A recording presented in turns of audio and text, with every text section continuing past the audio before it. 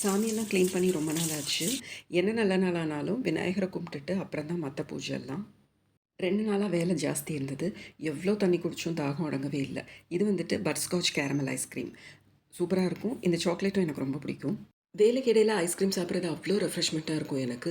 எவ்ளோ ட்ரை பண்ணாலும் இத விடவே முடியல. வெளியில நல்லா மழை பெஞ்சுட்டு இருந்தது. Good morning. இது மண்டே மார்னிங். 4 மணிக்கெல்லாம் எந்திரிக்கணும்னு நெனச்சேன். 5 மணி ஆயிடுச்சு. 5:30க்குள்ள வாசல்ல விளக்கேத்தணும். விளக்கெல்லாம் ஏத்தி வச்சுட்டு 5:45க்கு சாமிக்கு வந்துட்டு அபிஷேகமெல்லாம் பண்ணிட்டு, அதுக்கப்புறம் வெளிய வந்து பார்த்தா எக்ஸலண்ட்டா இருந்தது சன்ரைஸு. சூரிய பகவானையும் கும்பிட்டுட்டு, சாமிக்கு வந்துட்டு நெய்வேத்தியம், சேமியா பாயாசம். அதுக்கப்புறம் ஃபர்ஸ்ட்டு விநாயகருக்கு மாலைலாம் கட்டியாச்சு.